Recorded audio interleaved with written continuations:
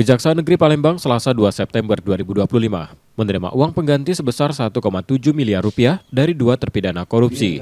Mereka adalah Rangga Freddy Ginanjar, terpidana kasus korupsi pengelolaan kewajiban perpajakan periode 2019-2021, dan Dwi Kridayani, terpidana korupsi penerimaan dana hibah pembangunan Masjid Sriwijaya Palembang dari Pemprov Sumsel. Rangga dijatuhi hukuman 3 tahun penjara, denda 100 juta rupiah, subsidiar 6 bulan kurungan, serta pidana tambahan uang pengganti 787 juta rupiah. Sementara Dwi divonis 10 tahun 6 bulan penjara dan diwajibkan membayar uang pengganti 2,5 miliar rupiah. Kita akan tetap upayakan sehingga PNBP Kejaksaan terhadap uang pengganti atas nama Dwi Kridayani dapat selesai sepenuhnya.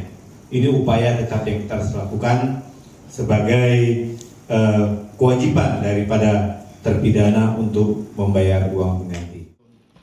Eksekusi putusan berkekuatan hukum tetap ini menjadi bagian dari upaya kejaksaan memulihkan kerugian negara.